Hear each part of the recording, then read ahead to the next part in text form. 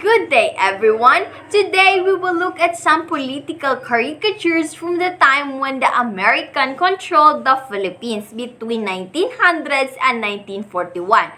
These caricatures are from a book called Philippine Cartoons by Alfred McCoy. Prince Al-Shariff, Uko, and I, Johanara Sumalay, will explain what these political caricature mean and why they are important. We hope this gives you an interesting view of how people in the Philippines felt about the American rule during that period. Bago tayo magsimula ay alamin muna natin kung ano nga ba ang caricature. A caricature is a painting or more usually drawing of a person or a thing in which the features and form have been distorted and exaggerated in order to mock or satirize the subject. The key idea is that the artist exaggerates or distorts parts of the subject to capture their most important or noticeable qualities. This allows the artist to make statement, comment on society, or just entertain people by showing a funny, distorted version of the original. But, these caricatures na ipapakita namin sa inyo show something about the American control of the Philippines during that time. Caricatures are types of art that can express ideas. But these caricatures are not just simple art, they represent the American rule of the Philippines. It says something about the real situation of the Filipino people and country during American control. Some of these political caricatures are even funny to look at, but they are a way to criticize the people in power during the American time. The artists use a certain art style to show their political and social conditions in the Philippines then. Ngayon, ating tatalakayin ang mga selected Philippine political caricatures sa panahon ng pananakop ng mga Amerikano. And we will try to explain the meaning of it, and at the same time, we will try to make our analysis about this political caricature. So, let's start! Sino nga ba si Alfred McCoy?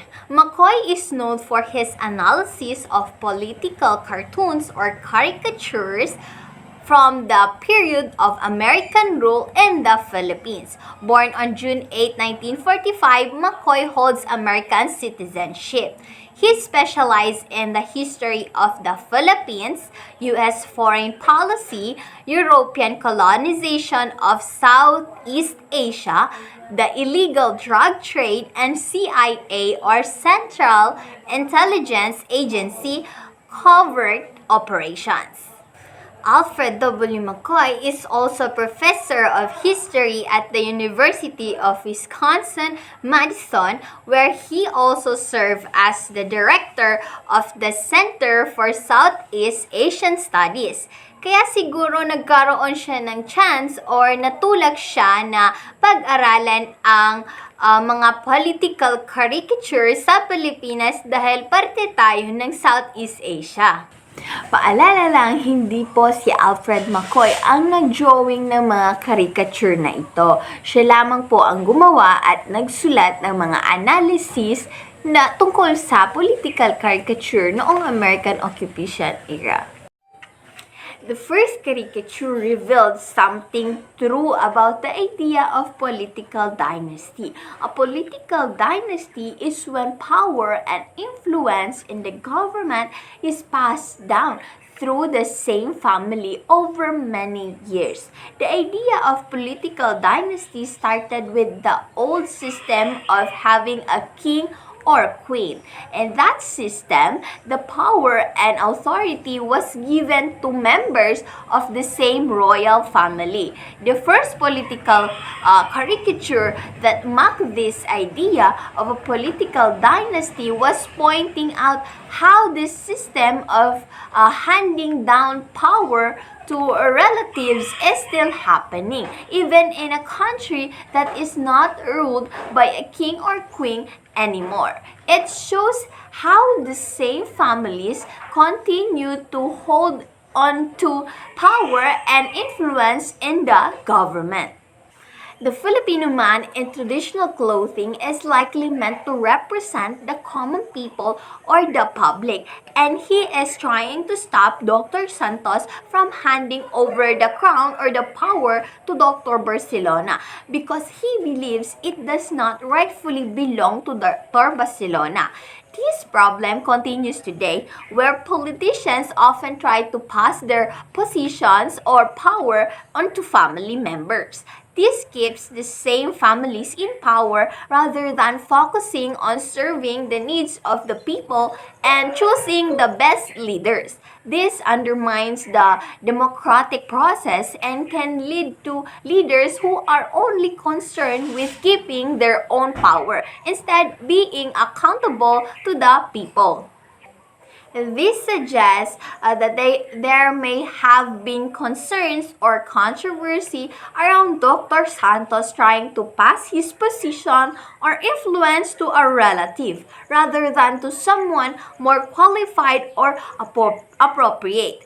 The caricature appears to be a political commentary on perceived nepotism or abuse of power. Kung ating i-analyze pa ang first caricature, makikita natin na this actually speak about the politics. The crown represents the Philippines, or the crown symbolizes the sovereignty that the Filipinos should have. Pero anong nangyari sa kasaysayan natin during the Treaty of Paris? The Philippines was sold by the Spaniards to the Americans in amount of 20 million US dollars. The Filipinos tried to express their opinion, tried to oppose these things to happen, but wala silang nagawa kasi wala ni isang Pilipino during the Treaty of Paris. Walang representative ang Philippines doon, kaya ang nangyari, yung colonization na galing sa Spaniards ay ipinasa sa Amerikano. The political caricature actually speaks something about this particular truth that happened in history na walang nagawa ang mga Pilipino dahil parang ibinigay na lang ang Pilipinas sa mga Amerikano.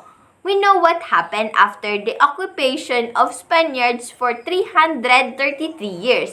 Here comes the Americans. Ito na ang simula ng kanilang pananakop. They already have the crown. They already have the Philippines. Anong nangyari sa ating bansa? Ating itong alamin at tignan sa susunod pang mga Philippine political caricatures. For the second cartoon, it was also published by The Independent on June 16, 1917. This was drawn by Fernando Marsolo and was aimed as a commentary to the workings of Manila police at that period. Here, we see a Filipino child who stole a skinny chicken because he had nothing to eat. The police officer was relentlessly pursuing the sad child. A man wearing a salakot labeled Juan de la Cruz was grabbing the officer, telling him to leave the small-time pickpockets and thieves and to turn at the great thieves instead. He was pointing out to the huge warehouses containing bulks of rices, milks, and grocery products. On analysis, the cartoons illustrated the conditions of poor Filipinos in the Philippines, now governed by the United States. From the looks of it, nothing much has changed. For example, a cartoon depicted how police authorities oppress petty Filipino criminals while turning a blind eye on hoarders who monopolize goods in their huge warehouses. It was never new about the rampant poverty experienced by marginalized Filipinos, where lower class are most oftentimes called Indios and the upper class will only deal with their status or politics in society. The cartoon depicts the unfortunate state of a young man chased by police and Juan de la Cruz pointing out his finger to the privileged merchants who hoards goods. While hoarders roam freely monopolize goods, the impact of their actions scarces the products or commodity, causing the value to rise. This makes the lower class Filipinos to fall deeper into poverty. The third caricature symbolizes the presence of the automobile covering the new transportation system. These were brought by the Americans to the Filipinos. So dito natin makikita na ang mga Americans ang nag-introduce sa atin ng automobile at iba pang makabagong transportasyon na meron tayo ngayon sa Pilipinas. Because the Philippines automobile industry started during the American colonial period from 1898 to 1946. Filipinos were used to riding animal-pulled vehicles, and wealthy citizens were initially the one who could afford to buy and own these newly introduced automobiles. Back in those days, on average, it took at least 3 months to ship an automobile from Europe or United States to Manila. Yung titignan natin ay kahit papaano may magandang naidulot o naibahagi ang mga Amerikano sa atin. Ngunit sa kabila nito ay mayroon itong negatibong epekto dahil dito na nagsimula ang kolorum o mga sasakyang tumatakbo ng walang wastong registration, license, or permit. Ang mga kolorum na sasakyan na walang rehistro ay maaaring magdulot ng mga aksidente. Kung makikita natin sa caricature, parang si kamatayan ang nakasakay sa sasakyan at parang takot na takot ang mga sakay nito dahil maaaring mapahamak sila. Kung mapahamak man o maaksidente ang mga kolorum na sasakyan, wala silang insurance na maa-apply o matatanggap. With the rapidly changing society of urbanization and industrialization that happens in the Philippines during those times, dito natin makikita na kulang o hindi pa gaanong maganda ang policy rules and laws when it comes to automobiles. Dito, nagkaroon ng maraming kolorum. There were many illegal and unlicensed vehicles transporting people around the city.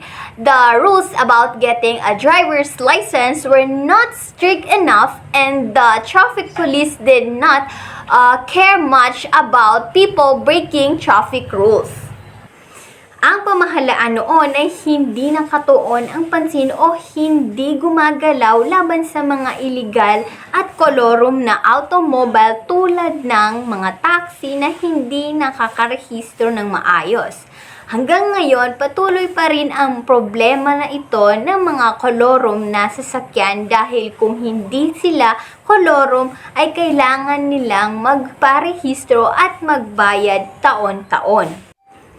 The problem of colorum vehicles has been around in the Philippines for a very long time. Again, colorum means public transportation vehicles that don't have right permits to operate. These unauthorized vehicles has been on the road since the time when the Philippines was still under American rule before it became independent. For our fourth cartoon, it depicts a cinema. A blown-up police officer was at the screen saying that couples are not allowed to neck and make love in the theater. Two youngsters look horrified while an older couple seem amused. Analysis to the fourth cartoon, according to McCoy, it was called sexual revolution that occurred in the 1930s. Young people as early as that period disturbed the conservative Filipino mindset by engaging during sexual activities in public spaces like cinemas. Here, we can see how that period was a meeting point between conservative past and the liberated future of the Philippines.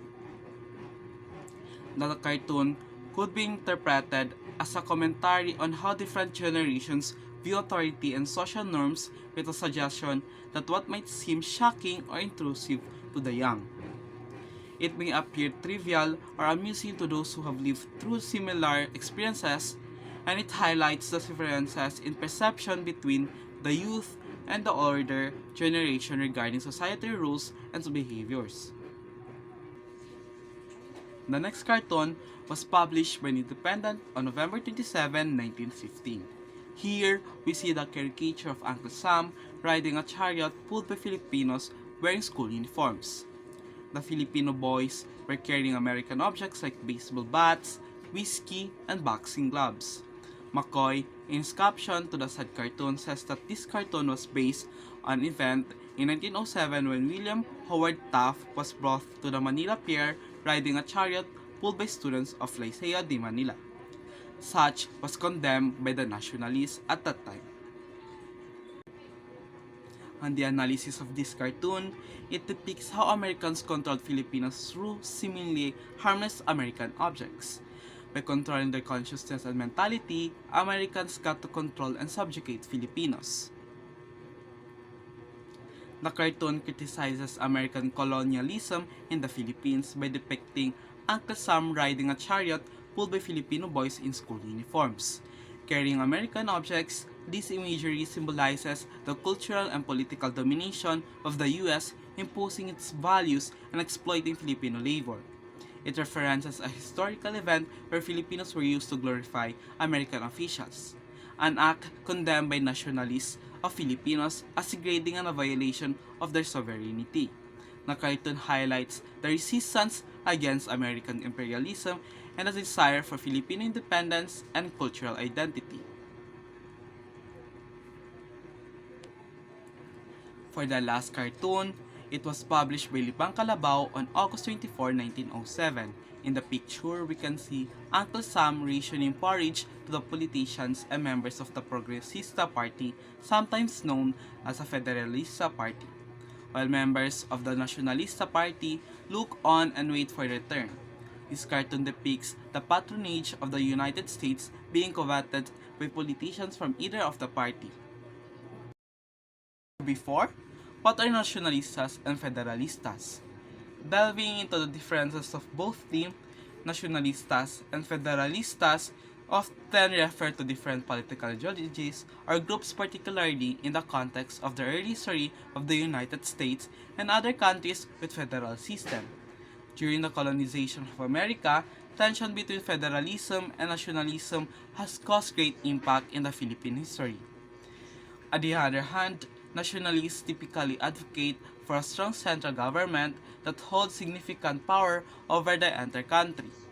They believe that a unified national policy and authority can effectively manage the country's interests, maintain order, and ensure stability. While federalists support a system where power is shared between a central government and a constituent states or regions. They advocate for a balanced distribution of authority, ensuring that states retain certain rights and powers that a central government cannot override. On the analysis of the last cartoon, patronage also become influential and powerful, not only between clients and patrons but also between the newly formed political parties composed of the elites and the United States. This was depicted in the cartoon where the United States, represented by the Uncle Sam, dole out goods for the member of Federalista while Nacionalista worked on and waited for their turn. Thus, the essence of competing political parties to enforce choices among the voters was cancelled out. The problem continues up to the present where politicians transfer from one another depending on which party was powerful.